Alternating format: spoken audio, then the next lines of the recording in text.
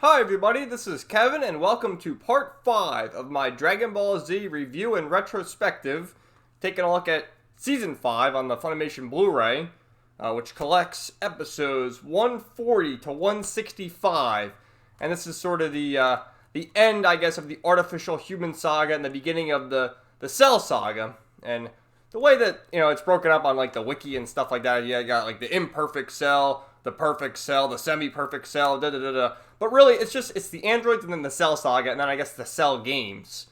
And, you go on with that, what you like. So what happens here is, they've been fighting the androids, 17 and 18, and Dr. Gero and Android 19, of course, are dead. Vegeta killed 19, and then the androids killed Gero. And 16's with him now. They released him, and Trunks is all taken aback because now there's a third android. He doesn't know what's going on. And they stole like a van from a group of civilians, and they're driving to see Goku, going ever so slowly to Goku's house. Meanwhile, Goku has been transported to Master Roshi's, so they're going to get to his house and find that he's not there, and then of course go to Kami's house. And everyone's trying to seek answers of what's going on. And Piccolo feels an even greater threat, and he leaves the group, and he goes to Kami's lookout, where he pleads with Kami that they need to fuse, to become a Super Namekian, to be what they once were, because back in the original Dragon Ball, of course, Kami came as the nameless Namekian, and had the evil Piccolo inside him, who became the evil King Piccolo, the Demon King Piccolo, and then of course Kami is Guardian of Earth, and legend has it when the Namekians become whole again, they'll become a Super Namekian, and what happens is they sense all these power levels dropping, and this evil creature known as Cell has arrived, and he's sucking the life form of all these humans. And what happened was he had come to Earth in this timeline using Trunks' time machine from the previous era, because what happened is Cell came from the timeline where all the androids 17 and 18 killed all the people, so Cell couldn't become perfect. He couldn't absorb enough humans to become powerful enough to take the androids on and then absorb them and become perfect Cell and wreak havoc. Because he has Saiyan genes in him. Cell essentially has all the cells of the Saiyans, of the Namekians, of everybody. Knows everyone's techniques, knows Krillin's solar flare and everything. Knows all those moves. So Kami senses all these people dying, and he finally agrees with Piccolo they need to fuse to become the Super Namekian, which they do. And then Piccolo goes down to where he found all these lifeless corpses. Really, it's just clothes, because Cell absorbs all the humans, and starts talking to Cell, figuring out what's going on. Sort of plays dumb. At this point, Piccolo could have defeated Cell, but they got to talk and drag everything on, and they talk and talk and talk, and Piccolo loses his arm, but of course can regenerate because of his cells. Although, once Cell finds out that Piccolo is stronger, he uses solar flare and escapes. And then Vegeta arrives, sensing all this power, like thinking, oh, it's Kakarot. And he sees it's Piccolo, and he's like, how is the Namek stronger than me now? What is going on? I just became Super Saiyan, and he's already stronger than me.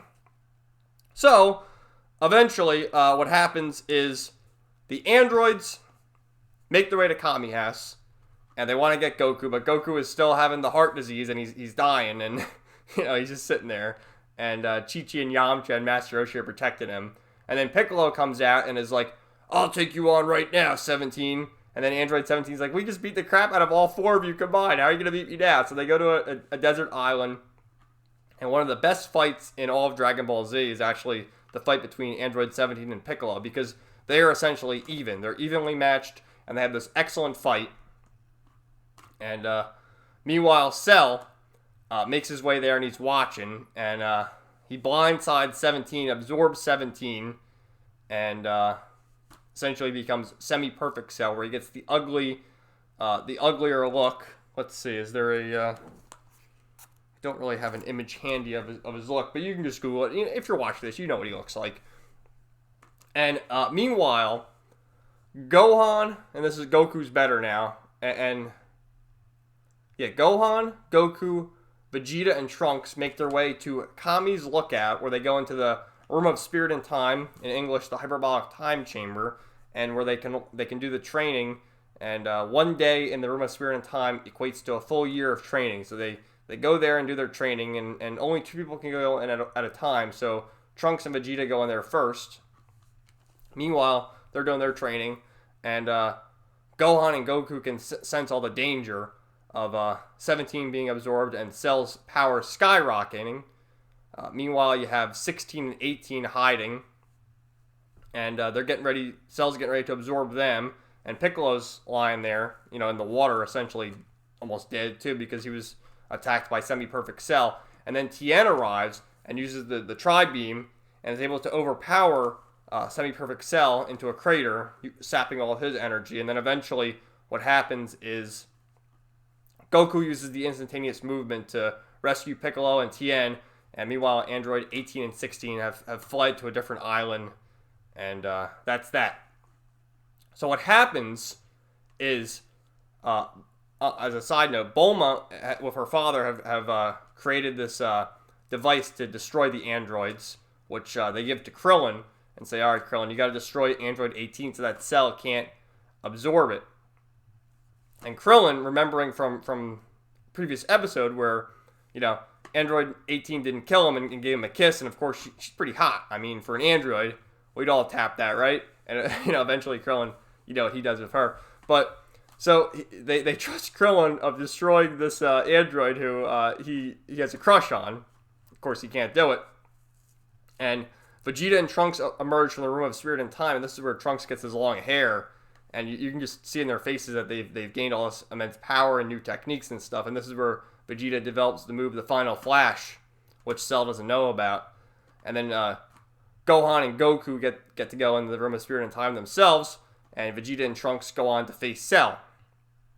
So they go there, and Cell's like, oh, I'll defeat you guys. You were manhandled by the androids. And then they're like, oh no, we've been training. And Trunks is just standing there watching. And Vegeta's like, I will defeat you. And he just starts beating him into a pulp. And Cell's screaming like a little bitch, like, let me absorb 18 and I can give you a true fight. And Vegeta, of course, wants a true fight, so he's like, all right, absorb her. And he's looking for 18, and of course, Krillin's there, and they can't let that happen.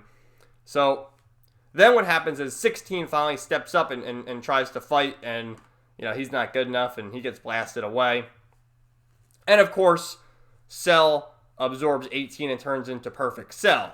And him and Vegeta have a fight, and Vegeta starts to get overwhelmed and resorts to the Final Flash, which I want to share this scene because this is one of the best scenes, once again, with the Vegeta piano music. Absolutely phenomenal. You see, this is him after into the fight. He's getting overwhelmed by Cell once he's transformed, and he's resorting to this final attack.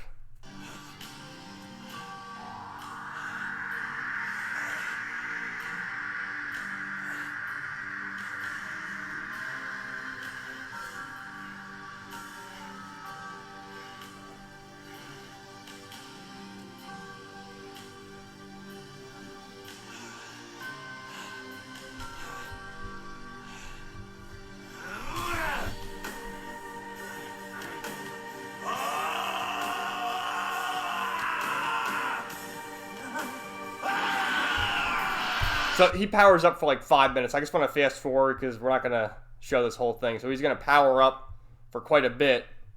We'll get to this part here. Because Vegeta's quotes are just always awesome.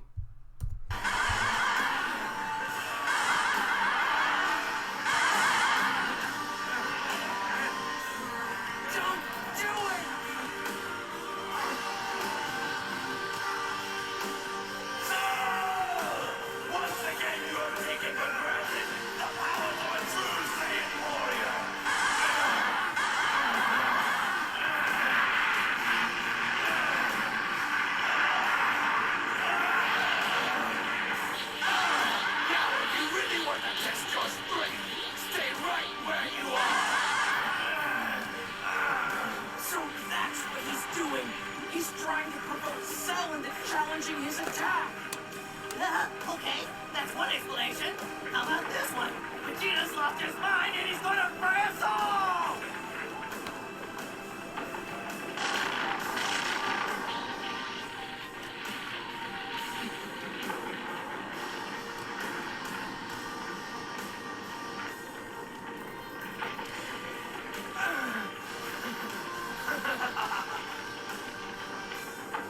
going to destroy the whole planet, Father! You've got to stop it! Trunks, let's go! Final Flash!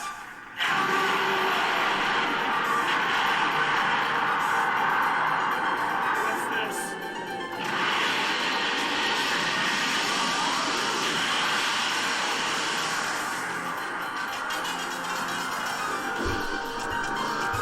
Such a good scene. I love the music and with Cell when he goes, wait, what's this? It's because he's never seen it. He developed the Final Flash in the Room of Spirit and Time, but eventually, Cell takes the blast and half his body gets destroyed, but he's got Piccolo's regenerative abilities and he restores himself, and then beats the shit out of Vegeta, and Trunks powers up into what's known as an Ascended Super Saiyan. Not a Super Saiyan 2, but an Ascended Saiyan where he gets really bulky but really slow. So he is more powerful, but he's too slow to take on Cell, and he gets defeated by Cell. And then eventually Goku and Gohan emerge from the Room of Spirit and Time, and you got little training montages of the two of them, and Goku pushing his son to the limits. You see Gohan does go Super Saiyan. Interesting with, because he has a long hair that he sort of foreshadowing Super Saiyan 3 in a sense, I guess. What would happen if Raditz turned Super Saiyan? Because he already has the length of hair that a Super Saiyan 3 is. But, Anyway, and he has, great messages where they need to train, but they also need equal amounts of sleep and food and nutrition and stuff, and that's always good father-son moments. A lot of people criticize Goku for not really being a good father because he's always, either dead or training or whatever, but his fatherly moments of Gohan were great. Anyway, Goku comes back and talks to Cell and mentions to Cell that they've been training, and Cell's like, all right, well, you've got 7 more days, and we're going to have the Cell Games, have a martial arts tournament. And so they escape, and Cell ceases his destruction for a little while to craft his martial arts tournament, paying homage to the Budokai, and they get ready for the tournament, and that begins the Cell Games. So overall, lots of great fights in this season, especially the Piccolo and Android 17 fight. Good training montages. Vegeta's my favorite character, and seeing all his moments. He always gets these cool ass moments, but they're all taken for granted because eventually Goku's always the savior, right? Final Flash. How cool is that? But. And I guess, he uses his Final Flash against Jiren and Toppo in Dragon Ball Super. And you see how devastating of a move it is, but it never does anything. It's amazing. He definitely has the best theme, though. But yeah, that's really it. And they get ready for the Cell Games, and that starts Season 6, which has a bit of filler in the beginning. You get to see Mercenary Tao again. Tao Pai Pai. Awesome. And you get the first appearance of Mr. Satan, another great character. And his entourage, the announcer, and Peroski, and what's the other guy's name? I forget. Peroski and I forget the Rose, whatever his name is, the Russian guy, and then the woman. I'm gonna look up their names and so I can figure that out and look for some scenes to share. But yeah, stay tuned for part 6 of my Dragon Ball Z review and retrospective coming soon. Thanks for watching, everybody.